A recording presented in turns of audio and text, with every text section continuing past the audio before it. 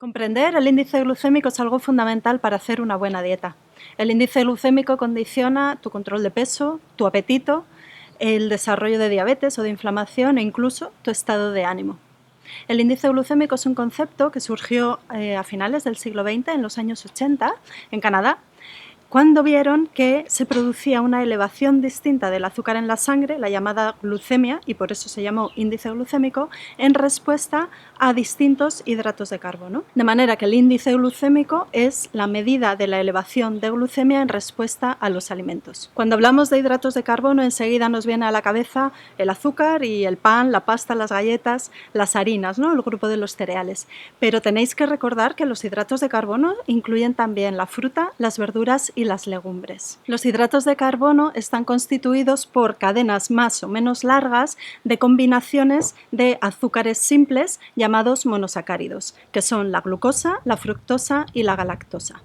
En la alimentación humana tenemos tres fuentes principales de hidratos de carbono, que son el azúcar común, la sacarosa, que está formada por unidades de glucosa y de fructosa, la lactosa, que es el azúcar de la leche, que está formada por unidades de glucosa y galactosa, y el almidón o la maltosa, que está formada por cadenas de unidades de glucosa. Además, hay otros hidratos de carbono menos habituales, como son el glucógeno, el ácido pirúvico, el ácido láctico, las pectinas, las dextrosas. ¿Qué ocurre cuando coméis un alimento rico en hidratos de carbono? Empieza a digerirse el alimento, a romperse en fragmentos más pequeños en la boca por la acción de una enzima llamada amilasa de la saliva, la tialina.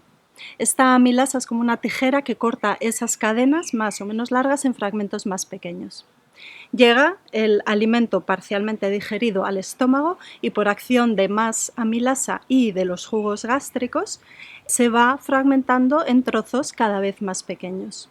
Después llega al intestino delgado y siguen actuando más enzimas y siguen fragmentándolo en trocitos más pequeños cada vez hasta llegar a las unidades simples, a esos monosacáridos, que ya sí se pueden absorber y pasar a la sangre. Cuando entran estas unidades de monosacáridos a la sangre, empieza a elevarse el azúcar, la glucemia, en la sangre. Y esto conlleva la secreción de insulina, que es la hormona que retira los azúcares de la sangre para llevarlos a las distintas células para que cumplan con sus funciones vitales. Pues bien, cuando coméis un alimento de alto índice glucémico, la elevación que se produce de la glucemia es brusca y bastante acusada, se produce un pico de glucemia. Como esto conlleva la secreción de insulina igualmente brusca e intensa, se retira rápidamente el azúcar de la sangre y se produce una caída también brusca e intensa, un valle de retirada, de bajada de la glucemia. De manera que vais a ir como en una montaña, ¿no? Un pico y luego un valle pronunciado. Sin embargo, si coméis alimentos de índice glucémico medio o bajo, pues las verduras, los cereales integrales, algunas frutas, entonces la elevación que se produce del azúcar en la sangre, de la glucemia, es más suave y por tanto la secreción de insulina es menos acentuada y no se produce un pico y luego un valle, sino una onda más suave, una ondulación en torno a los valores más saludables de glucemia. Os conviene evitar los alimentos de alto índice glucémico, porque estos favorecen, primero, que ganéis peso. Es algo muy importante no tanto contar las calorías, sino tener en cuenta el índice glucémico conjunto de la comida que hagáis, porque eso es lo que regula realmente vuestro control de peso. Los alimentos de alto índice glucémico favorecen el desarrollo de resistencia a la insulina y de diabetes, porque suponen una sobrecarga, un trabajo extra para el páncreas en su secreción de insulina y puede acabar agotándolo y desencadenando una diabetes. Además, favorece el desarrollo de inflamación crónica subclínica, esa que no se ve, no se nota, no es esa inflamación tan llamativa que se produce cuando os dais un golpe, por ejemplo, y la zona se hincha, se pone roja, caliente, duele o pica, sino una inflamación que pasa desapercibida, que no da síntomas, pero que es la base de enfermedades muy importantes, como las enfermedades cardiovasculares o las enfermedades degenerativas, las demencias, el Alzheimer o el cáncer. Y además, consumir alimentos de alto índice glucémico os hace ir por la vida como en una montaña rusa, física, mental y emocionalmente, Cuando tomáis un alimento de alto índice glucémico tenéis un subidón de glucemia, un subidón de energía que os hace sentiros potentes, fuertes, con más ímpetu y también lúcidos, eufóricos incluso. Pero luego viene el valle, la caída, y entonces os sentís cansados, apagados, mareados incluso, sin foco mental o de mal humor, tristes, melancólicos. Os recomiendo para esto que consultéis las listas de índice glucémico para que conozcáis cuál es el índice glucémico de cada alimento. Viene muy bien tener estas listas de alimentos de alto índice glucémico, de medio índice glucémico y de bajo índice glucémico en la cocina, en la nevera, que llevéis estas listitas para hacer la compra y así podéis elegir unos alimentos u otros. En general, los alimentos de alto índice glucémico son los azúcares rápidos, los dulces, los refrescos, caramelos, chucherías, panes blancos, las harinas refinadas, la pasta, la patata, el turrón, el membrillo, los frutos passos deshidratados, aunque dentro de cada grupo hay un abanico, ¿no? Una variedad de índice glucémico. Los alimentos de índice glucémico medio suelen ser frutas, algunas frutas, y las verduras. Y los de bajo índice glucémico son las legumbres y algunas verduras y frutas. Además, es muy útil que conozcáis los factores que determinan el índice glucémico, que son 4. El contenido en fibra de un alimento. La fibra ralentiza el proceso digestivo y por eso amortigua la elevación de la glucemia. Por eso el pan integral tiene un índice glucémico más bajo que el pan blanco, o el arroz integral o el arroz basmati tienen un índice glucémico más bajo que el arroz blanco.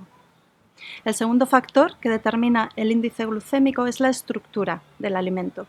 Cuando el alimento está entero, cuesta más digerirlo y entonces de nuevo se produce un proceso digestivo más lento y con ello una elevación de la glucemia más atenuada. Por eso, comer un cereal entero tiene un índice glucémico más bajo que un cereal en en copos o en harinas. O el zumo de fruta tiene un índice glucémico más alto que la fruta entera. O una papilla de frutas, al estar ya machacado el alimento, se eleva el índice glucémico con respecto al de la fruta fresca. El tercer factor que determina el índice glucémico es la cocción del alimento, porque ocurre lo mismo, cuando cocinamos un alimento lo digerimos parcialmente, entonces si comes un cereal, una patata, una fruta cocinada ya está parcialmente digerida y por eso la elevación de la glucemia va a ser más rápida. Esto es muy interesante con respecto a la patata, cómo cambia su índice glucémico según la forma de cocinado. La patata al horno, hecha a lo pobre, con aceite, en láminas, esa que está tan rica y tan sabrosa, esa tiene un índice glucémico altísimo. O las patatas fritas, uno de los índices glucémicos más altos. Sin embargo, cuando la patata se cocina hervida, el índice glucémico es más bajo. Y es curioso que si se hierve ya pelada, el índice glucémico es más alto que si se hierve con la piel y luego ya se pela para comer. De todo esto tenéis mucha información y conviene ir conociendo todos estos factores porque os va a dar mucho juego a la hora de preparar vuestros propios platos. Y el cuarto factor que determina el índice glucémico es la combinación con la proteína y la grasa, porque proteína y grasa enlentecen de nuevo la absorción del azúcar a la sangre y por eso la proteína y la grasa reducen el índice glucémico de los alimentos. Por eso es muy interesante que en todas las comidas que hagáis incluyáis los 3 elementos: un hidrato de carbono de buena calidad, una proteína de buena calidad y una grasa saludable. Por ejemplo, que cuando comáis un plato de carne o de pescado, lo acompañéis con verdura que puede ser cocinada, mejor por la noche, o fresca en ensalada, mejor a mediodía, y aliñéis con un buen chorro de aceite de oliva o con aceite de coco, o añadáis unas semillitas que aportan la grasa y la fibra y un montón de nutrientes. O por ejemplo, para tomar un tentempié, pues es ideal tomar la fruta, una pieza de fruta, junto con unos frutos secos, porque de esa manera vais a aguantar con más energía, menos apetito y por supuesto vais a controlar mejor el peso que si tomáis la fruta sola. O, y esto es algo que llama mucho la atención a la gente en la consulta o cuando explico estas cosas, que que toméis una cerveza o una copa de vino en un aperitivo con amigos engorda más si lo tomáis solo que si lo combináis con unas aceitunas o una ración de almendras o de otros frutos secos o una racioncita de alguna proteína que os pueda gustar. Así que con el índice glucémico podéis jugar y podéis tener una herramienta súper útil para el control de vuestro peso, vuestra estética, vuestro bienestar y vuestra salud.